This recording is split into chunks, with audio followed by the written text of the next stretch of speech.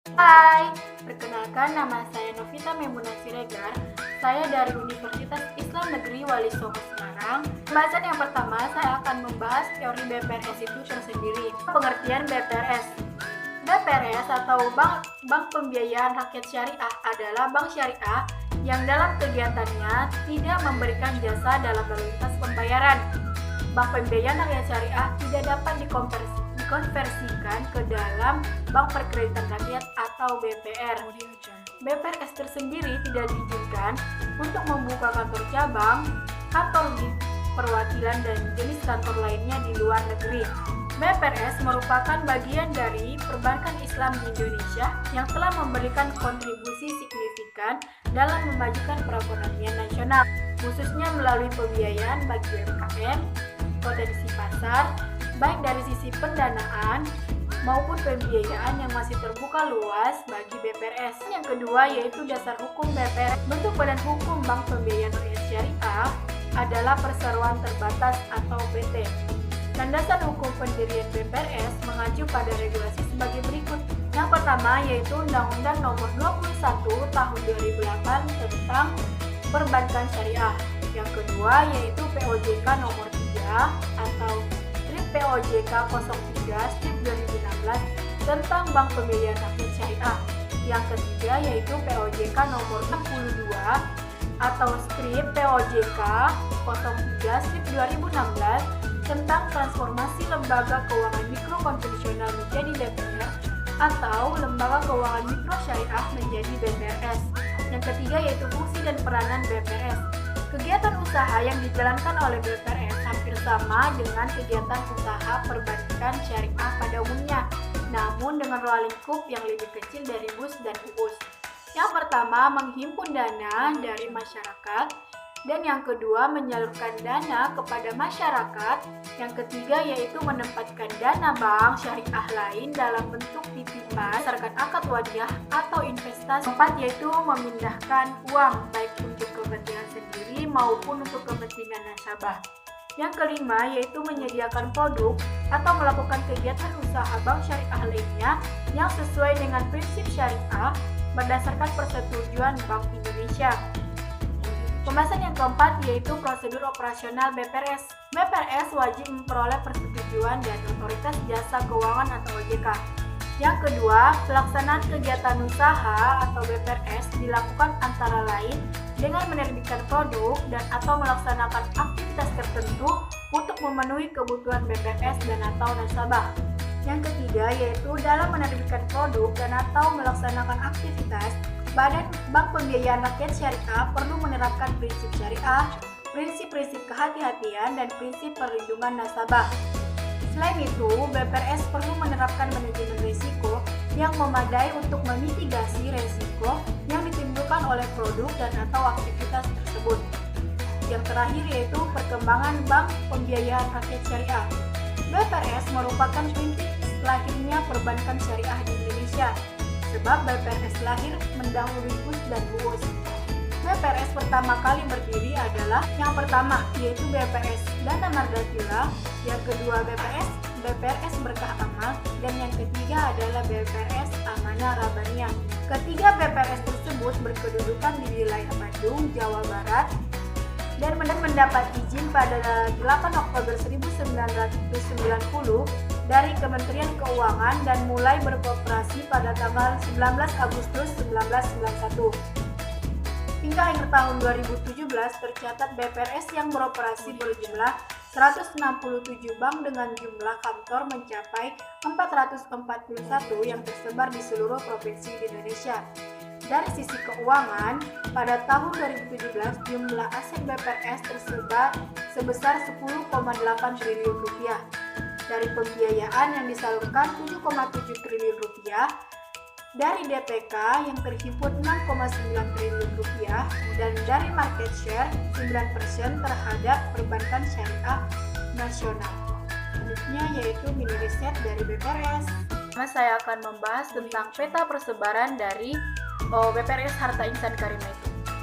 Yang pertama yaitu kantor pusat dari PT BPRS Harta Insan Karimah yaitu berada di Menara Harta Insan Karimah, Jalan HOS Cokro Aminoto nomor 17 RT 001 RW 004 Kelurahan Karang Timur, Kecamatan Karang Tengah, Kota Tangerang, Banten 15159. Kemudian kantor cabangnya itu yang pertama adalah kantor cabang Cikarang, yaitu berada di Jalan RE Marta Dinata nomor 1D Karangbaru, Kota Cikarang, Bekasi. Yang kedua yaitu kantor cabang Karawaci yang berada di Ruko Madrid nomor 19 Palem Semi, Jalan Raya Imam Bonjol, Panunggaran, Cibodas, Tangerang. Yang ketiga yaitu kantor cabang Jakarta Timur, yaitu berada di Jalan Raya Pondok Gede nomor 11A Pondok Gede, Cipayung, Jakarta Timur. Yang keempat yaitu kantor cabang Jakarta Barat berada di Jalan Daan Mogot nomor 3M, Jelambar, Grogol, Petamburan, Jakarta Barat. Yang kelima yaitu kantor pusat Pamulang, yaitu berada di Jalan Setiabudi KF 71 nomor 10 Pamulang Timur Permai, Tangerang Selatan. Yang keenam yaitu kantor Kas Harapan Indah Bekasi, yaitu di Ruko Permata Harapan Baru, Jalan Pejuang Raya Blok H3, Kelurahan Pejuang, Kecamatan Medan Satria, Kota Bekasi 17131. Yang ketujuh yaitu kantor Kas Cikupa, yaitu berada di Ruko Cikupa Niaga Mas nomor C29 Jalan Raya Serang kilometer 15 Kabupaten Tangerang, Banten. Yang terakhir yaitu kantor Kas Depok, yaitu berada di Ruko Sukmajaya, Jalan Tole Iskandar Mekarjaya, Sukmajaya, Kota Depok, Jawa Barat 16411. Yang profil perusahaan atau profil dari BPRS Harta Insan Karimah tersebut. PT BPRS Harta Insan Karimah didirikan pada tanggal 8 September 1993. Berpengalaman selama lebih dari 20 tahun di dunia perbankan syariah, perseroan telah meletakkan fondasi yang kuat untuk menjaga pertumbuhan kinerja yang sehat dan berkesinambungan melalui pengembangan sektor pembiayaan dengan prinsip kehati-hatian atau prudental banking yang berorientasi kepada pelayanan cepat dan islami. Pemegang saham perseroan adalah alumni Himpunan Mahasiswa Islam Fakultas Ekonomi Universitas Gadjah Mada. Pembahasan yang terakhir yaitu produk-produk yang ditawarkan oleh BPRS Harta Insan Karimah tersebut.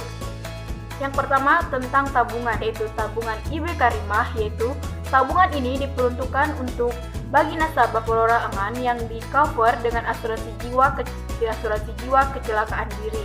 Yang kedua, tabungan IB Lembaga Islam, yaitu tabungan ini dirancang khusus untuk nasabah berbadan hukum, perusahaan, yayasan, dan lembaga Islam lainnya. Yang ketiga, yaitu tabungan IB Wadiah.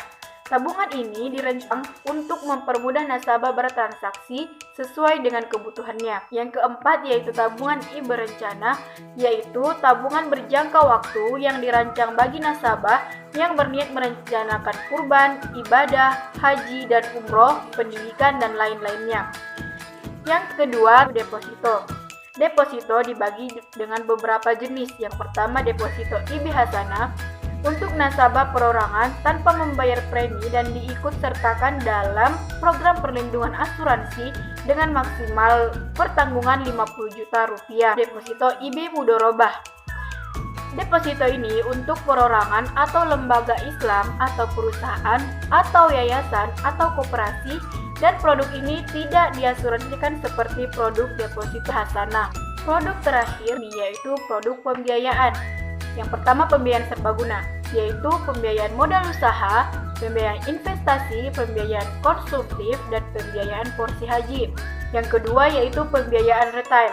Pembiayaan retail terdiri dari pembiayaan khusus guru bersertifikat, pembiayaan umroh IB Karimah, yang ketiga pembiayaan syariah porsi haji, dan yang keempat pembiayaan kolektif pegawai swasta IB Karimah. Cukup sekian pembahasan dari BPRS ini. Wassalamualaikum warahmatullahi wabarakatuh.